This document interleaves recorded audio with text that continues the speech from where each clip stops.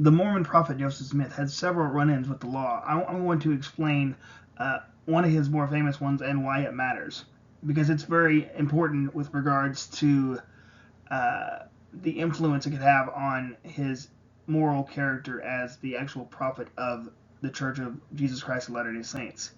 So without further ado, we can find this in Fraser Magazine, Volume 7, page 229 and 230. It says, "The State of New York versus Joseph Smith. Warrant issued upon written complaint upon the oath of Peter G. Bridgman, who informed that one Joseph Smith of Bridgebranch was a disordered person and impostor. Prisoner," of course, that's Smith, "brought before the court on March 20th, 1826. That's very important. We'll come back to that. McMaster sworn, says he went with Arid Stoll, and likewise came away disgusted. Prisoner pretended to him that he could discover objects at a distance by holding his white stone to the sun or candle. That prisoner rather declined to look into a hat at his dark-colored stone.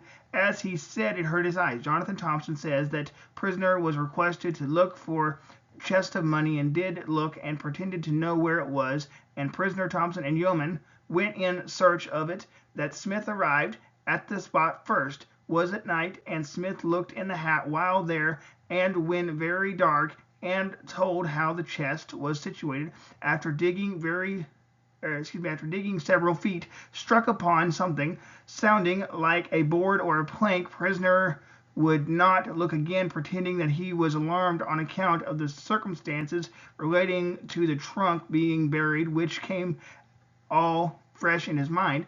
Notice the underlined portion, of course, that the last time he looked, he discovered distinctly the two Indians who buried the trunk, that a quarrel ensued between them, and that one of the said Indians was killed by the other, and throwing into the hole beside the trunk to guard it as he supposed.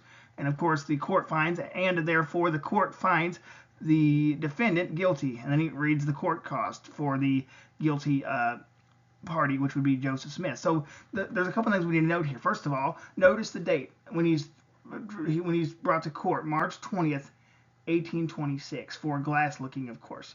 Now, the issue is with this is that the story goes that Joseph Smith came in contact with God the Father and Jesus Christ in 1820.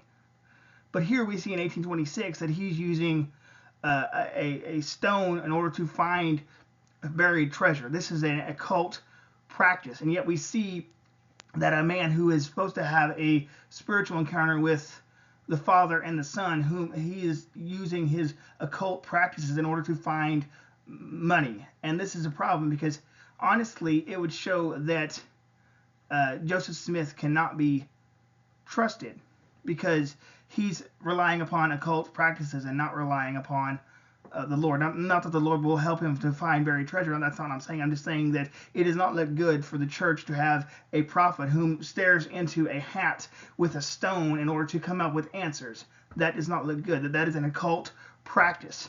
But we can also notice that we can see, even with regards to whenever it said that he looked and he discovered that the Indians they killed one another. So that once again is an occult practice where he saw the individuals killing one another, and that is a form of divination. And once again, that is not good, and that is actually condemned in the scriptures. Let's take a look at that.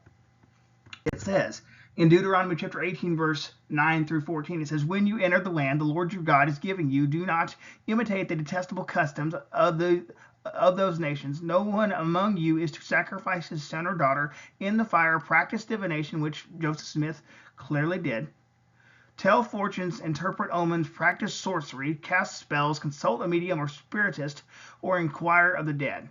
And then, of course, that's even what Joseph Smith did here whenever he recounts the individuals, those Indians, when they died, and he's explaining where the bodies are so they can find the buried treasure.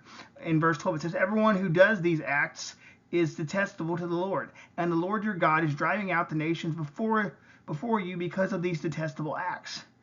You must be blameless before the Lord your God, though the nations you are about to drive out listen to the fortune tellers and diviners. The Lord your God has not permitted you to do so."